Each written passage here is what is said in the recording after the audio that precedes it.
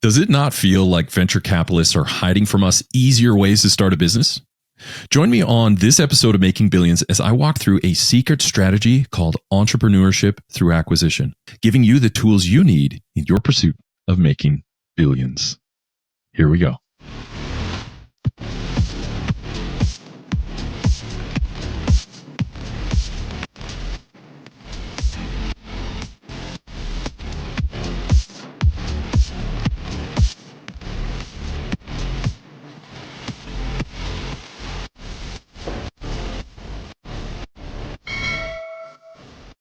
Hey, welcome to another episode of Making Billions. I'm your host, Ryan Miller, and today I have my dear friend, Carl Lundberg. Carl is a CEO at Gerald Edelman LLP.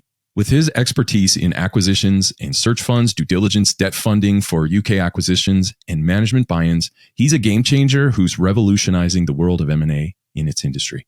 So what this means is that Carl understands how to buy companies for entrepreneurs and is about to teach you how to do the same. So Carl, welcome to the show, man. Hi, Ryan. Thanks so much for having me on. I've been a long-term follower of the podcast and really love what you're doing and the community. And your story as well is really inspiring to me. So I've been really looking forward to having this conversation with you.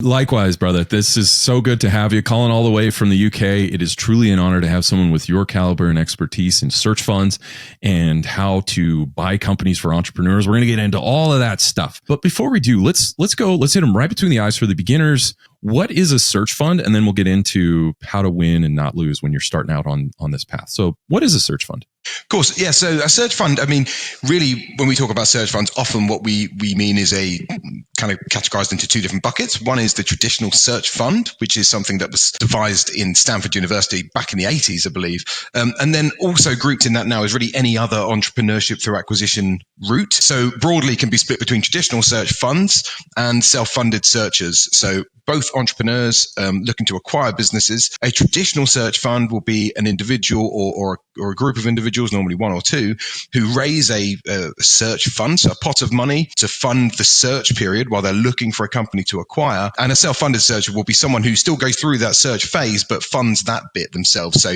effectively with the means to live off their own savings or other income while they're searching for that business. Both of those, when they find a deal, will then generally talk to investors to help them fund that transaction and acquire the business to go in and run it. I love it. Perfect. So when someone's starting out in the search fund, whether you're an entrepreneur looking to work with a fund that will find you a company or you are a search fund, either way, there's some rules, whether they're spoken or unspoken, and often they result in two things: how to win and how not to lose.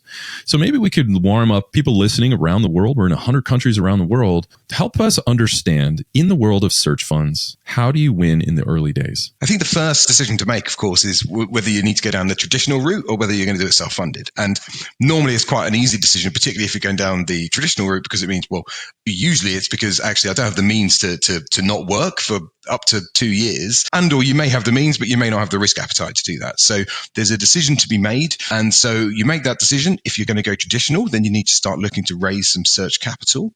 If you're going self-funded, you can kind of get straight into the search. How to get things moving in the early days really are to establish really what it is you're looking for. Now, there's a few things that characteristics of target companies that are fairly common across search funds and ETA type deals. So you need to know that. And the best way to do that is to do a lot of reading, but also to reach out and get in touch with the community. Here in the UK, we've got a small but growing community of people who are in this space, and the UK system is very supportive. So really, you need to talk to as many people as you can, and then really deal flow is super important because you do have to kiss quite a few frogs, unfortunately, before you find the right deal. Perfect. And with a traditional search fund, how do you break that out? So an entrepreneur comes to you. Let's just use an example. So we'll say someone is a superior insurance salesperson, and they're like, I'm really good. I've got a good 15, 18 years left in my career, or of at least what I would prefer to have. I don't know if I want to do this for someone else, but I'm really good at my job. I would love to own my own insurance company. I know how to sell it. I don't know how to build a company. And then they go to you at your firm and you say, perhaps we can help you with that. We can help you find that. So when you work together with an entrepreneur, how do you break out the equity, right? Because obviously there's owners, there's equity, and we do it for capital. So it's not search charity, right? It's search fund. Exactly. And so there's some equity to be had. And we're on a show called Making Billions. And so there's ways that people go about to do this in the private market. So maybe you can walk me through a little bit of some of just the equity stack, not the full capital stack, just the equity stack of who gets pref, if there's any pref shares, who gets common, how do you make that allotment to those guys? Really, let's unpack this and give the entrepreneurs a sense of what to expect. Yeah, and that's a really good question. I think a very worthwhile scenario to think through, actually, because these things come up. That's a very realistic situation. Let's assume that this individual is probably got a mortgage and children and certain costs that mean actually they would rather go the traditional route because it will give them some level of security and an income over that period. So they would go and talk to a group of investors, and there's a small group really around the world of investors, so it's quite easy to know where to go to. There's a few in the UK, and there's a couple of people with funds that invest in traditional search. And then in Spain and in the US, there's also a pretty good network of potential investors out there as well. So they would figure out how much money they're going to need to raise. And that normally is going to be based on how much do they need to earn. So they'll put a salary in their budget for a couple of years normally. There's going to be some software costs. There's going to be a little bit of travel, and there's going to be DD costs, so due diligence and other things. But, broadly, you're looking at probably between 300 and 600K as a raise for the search period. That will be issued to the investors as capital. And the terms of that are such that when a deal is identified, a transaction, the search capital will roll into the transaction at a 1.5 multiple. So effectively, you get a 50% uplift for investing early in the search capital, because obviously there's some speculative risk there that obviously they might not find a transaction and the money might run out and they might go back to having a job. And so let's say then 18 months down the line, they find a transaction and they come back.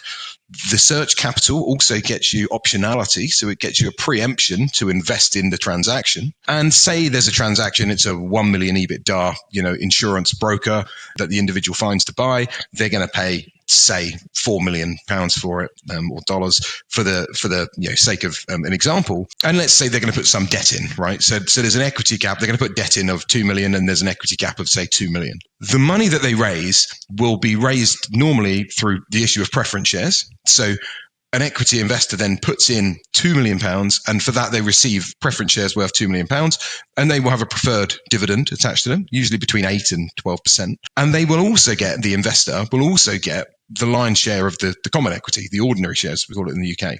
The searcher, the entrepreneur, in this example, the insurance operator who's found the deal, will usually get between 8 and 10% of the ordinary capital. And this is, by the way, assuming that they haven't invested any cash. They haven't co-invested. They usually get 8 to 10% on day one. They then get a further 8 to 10% that vests over a certain amount of time, which is, as long as they stay in a management position in the business post. And then they'd get another 8 to 10% that would usually vest on a straight line basis in a range of IRR outcomes. And normally the IRR targets are it starts vesting at 20%, and you'd vest all of it by the time you get to 35% IRR, which obviously is a pretty decent IRR for the investors. So you're only being diluted down out of the ordinaries to the tune of about 25 to 30% as an equity investor in this scenario, if you've got a 35% IRR already. So that's kind of the bare bones of how the structure would work. Yeah, I love that. Now, you mentioned earlier, so that's how you win, right? So you got to get your equity incentives in place. You got to make sure investors and searcher or entrepreneur also have the right incentives in place. And that's one thing we always think equity as a way to make money. And while that's true, it's also a way to align incentives between operators and owners. And so when we have that equity share and allotments, and I mean, I know in the news right now, Elon Musk is pretty pissed. He didn't get his $50 billion equity bonus or something like that. And he's upset at the state of Delaware. There's all kinds of stuff that happen when to say through equity, we can give you incentives. The shareholders will provide the operator those incentives. And so not that happens here, but you can see that this is a very emotionally and powerful thing that moves behavior a lot, is equity incentives. Now, that's how we win. But also in the early days, whether you're a searcher, an investor, or anything in between, there's ways that you can kind of get a little lost or potentially lose or get knocked down. What are some ways? I know you mentioned speaking to the community is a good thing to do. On this show, we believe in reputation, and relationships are some of the greatest assets. And so the reason why I bring that up, reputation, community, relationships, all of those things start to tie together. Can you unpack that a little bit more on speaking with the community and just how that ties into not losing in the early days? Yeah, it's incredibly important in this space, which is still a relatively small subsector of kind of M&A. And thankfully, there is a growing community, as I mentioned, and they do tend to be very supportive and collaborative, and there's not a huge amount of competitive tension between searchers. Talking to the community will get you so far. You'll and particularly talking to those who have done deals and actually those who have failed to do deals, you'll learn a lot. But it also comes down to whether or not you take the advice, whether or not you do learn from other people's mistakes. And there is this kind of sunk cost fallacy that people often tend to be aware of, but find it very difficult to adhere to themselves. If you're going down the wrong path, if you've identified a company that you think is the right one, and as you find out more about it, you're starting to dilute that thought, and you're thinking, actually, I'm not so convinced, but I've spent so much time on it that I'm going to keep going. That's how you lose. The reality here is that it's far better overall to not do a deal than to do the wrong deal. And also, there are going to be other opportunities. So there is an opportunity cost to pursuing the wrong one. Even if you come out and you get the chance to do another one and you do end up doing a deal, the opportunity cost is not insignificant. So really what you want to do is, one, the group of investors that you've gone to, if you can get some people with M&A experience in there, then that's brilliant, because particularly people who see a lot of deals, they're going to have more of a benchmark to look at and say, this isn't good. Or I've looked at this industry. These are the issues that you need to be completely clear on as red flags day one. And you can get an easy no, a quick no. So having a support, not just of the wider community, but actually in your investor base with some experience who can help you to quickly say no, stop you pursuing incorrect businesses and ultimately stop you from buying the wrong company. And really, they're the key ways to avoid losing in this situation. That's right. Yeah. A good friend won't let you drive it over the cliff, so to speak. So it sounds like, and keep me honest here, Carl, it sounds like this is very similar to private equity in the sense that you're buying businesses, but not exactly. It's also this hybrid between VC and PE, venture capital, private equity. Now, just listening to you, it sounds like that private equity starts with a corporation that they want to buy, and then they will drop in operators, where search funds start with the operator and figure out the company that they're going to wrap around that. Would you say that's a fair, very overly simplified analysis?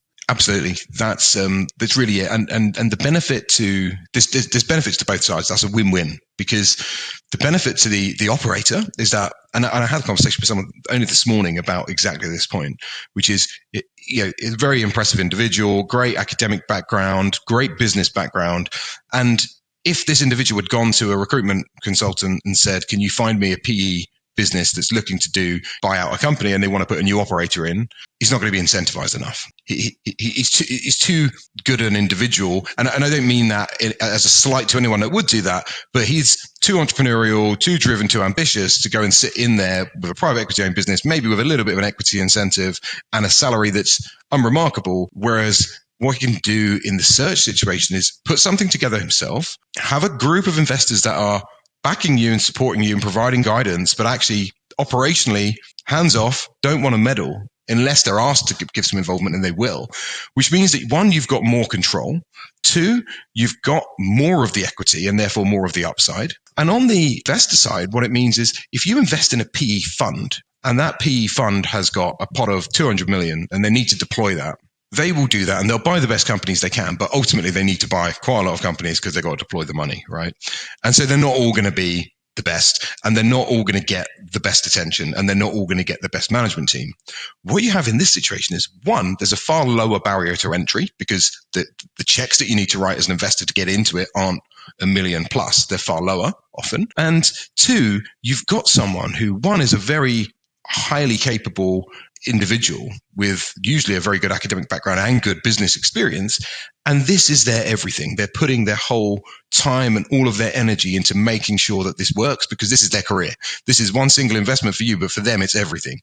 And what could be better when you're an investor passively just watching someone really go for it? And so the reality here is that for investors, but also for operators, it just makes sense. It also provides a brilliant succession solution for business owners, knowing that someone's going to come in and nurture and develop and run the business that you've built over many years, usually. And someone is there that cares and is going to give it that attention. I love that.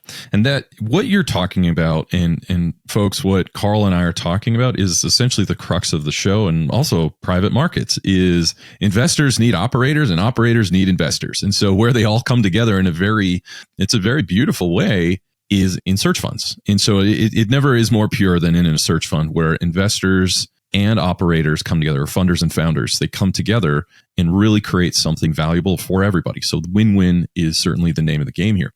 Now, I'd love to transition just into the market, the state of the market of search funds and everything that we've talked about. Let's really punch this up. Where do you see the search fund market now? Where do you see it going? It varies depending on geographical location. In the US, the market's very well ahead of other jurisdictions in terms of maturity. This concept, as I mentioned at the beginning of the show, came about from Stanford University back in the 80s. And it's gradually grown in the US and certain measures have been put in place to make it easier in the US for this to happen. Obviously, the US is a very different place to regions within Europe, particularly the UK, in terms of scale, size, population, and even state borders and different laws and other matters, whereas the UK is probably a far more simple place from many perspectives. But the US is probably 10, 15 years ahead of the UK in terms of how the snowballing of the ecosystem develops and the appetite of people develops, and also the understanding of investors and lenders to fund these things without thinking, oh, I don't know, it's an MBI. What does this individual know about running a business? I'm not investing in that, which, there's still a little bit of that going on in the UK now. In the US, it's very well established and it's fairly normal. The business schools have a massive impact as well. So out in the US, Stanford, Harvard run ETA courses, and they teach search funds and entrepreneurship through acquisition in the MBA programs. I often make a joke that, you qualify from your MBA at Harvard and you walk out the front door and there's just a group of people with bags of money, trying to fund your search. But there's so many that come out of Harvard and they're all, the caliber of people that come out is obviously very high as well. In the US, there's the SBA loan scheme, which helps people to fund purchases of businesses. And we don't have something like that in the UK. But in Europe, Spain in particular, and other parts of Europe, it's really growing. The market's pretty mature in Spain now. The UK is continuing to grow, and really there's a lot of opportunity still though. I think one of the key things is the profile of the business owners. And actually it is that baby boomer generation who founded businesses who are now approaching retirement age. And there's so many of them. And, the fragmentation of business as well. M&A hasn't really been a hugely common thing for SMEs in the UK, perhaps like it has been in the US for a long time. So there's a lot of very small businesses owned by people who have done very well for themselves, bought a house and paid off their mortgage in the 90s or the noughties, and bought the holiday home in the south of France or in Spain in the noughties, and have enough and are still earning, £500,000 a year, for example, and don't really need to sweat the asset. Right. So there's some low hanging fruit in a lot of these businesses as well, where, for example, we can improve the business, we can improve the marketing, whatever else. So it's growing. I think in terms of investing, knowledge is spreading in the UK. As I say, Spain is far more mature. Portugal's got a lot of deals going on as well. But there is a bit of a gap probably in the UK at the moment where the lenders have kind of got on board, the second tier lenders. High street banks tend not to be particularly interested or helpful, dare I say, in the UK, unfortunately. But there is a bit of a gap in the equity funding in the UK, and a lot of cap tables I see have got US investors and Spanish investors necessarily in order to fund enough to get the deals through. I love that. Yeah. And that equity gap in the UK, to me, represents an opportunity. So it just says, hey, if you've got equity and you want to fill that gap, there's some profit to be had. So anywhere that you as an investor or even an entrepreneur that you can drive the maturity of any industry up, typically that act can result in profit. Obviously, it's not that linear, but that certainly represents a very interesting opportunity of doing this in Europe, but anywhere around the world, to be honest. I love it. So as we round third base, I'm wondering if there were 2 or 3 things that you can let our fans around the world know that you find the most valuable in this sector. What would you say? I think number one is getting the point to people, and many know this, but really it's mostly those who have come out of a business school, mid-career professionals who have perhaps gone back to school to do an MBA, or who happen to know someone who has, or happens to be somehow involved in search. I mean, my colleagues here will tell you it's all I talk about, and everyone I talk to, I bore them to death talking about search funds. But if you don't happen to bump into me, or if you haven't just come out of business school, lots of people don't know about this, and they don't realize that actually you can go and buy a business. Not everyone can. Indeed, not everyone should. And not everyone even should try to. But there's a lot of people out there who are very capable and who can go and buy a business. And there's also a lot of businesses out there that are suitable for someone to come along and buy. So I think there's a huge opportunity for young people, and I say young people, I mean people with a period of their career left, to go in, identify businesses that need some improvement, need some succession solution, and put together a situation that presents to investors something that is an incredible opportunity when you're looking at things like 35% IRR, but also gives them the opportunity to, one, run their own business, and two, make substantial upside themselves from their carried interest effectively that comes with the ordinary / common stock that they'll hold. So I've seen a lot of people make a reasonably substantial amount of money from buying a company, perhaps making some bolt-ons, but growing it, putting in place that marketing, fixing the website, and taking those steps that probably the founder didn't need to, maybe a bit of geographical expansion as well. And so there is just a fantastic opportunity. So I think the first is people need to understand that they can do it and that the opportunity is there. Really, then the next step is you need to be pretty clear about what it is you're trying to achieve. I've got some clients in this space who are very much value investors. And we was joking with one of them not so long ago. We were saying, we're bringing our colleagues' appetite to pay for things up a little bit. We're pushing them up to 3x now. And I think, up from 2.5 times EBITDA, he's now willing to pay 3-ish, and so there's some who will hold out and find a deal and think this is a cracking deal. They do some proprietary outreach, find off market businesses and strike deals that are just incredible. Day one, you've made a lot of money, even if it's unrealized. But there are others who just want a stable cash generative business that delevers the debt over time and maybe has a little bit of growth. Maybe there's some bolt-ons and you can take some multiple arbitrage from increasing, your EBITDA from bolting on new businesses at a lower multiple than you might sell at later. But just to know what's your strategy, what are you trying to achieve? And then think about sector focus as well. You do need to set yourself apart in some way.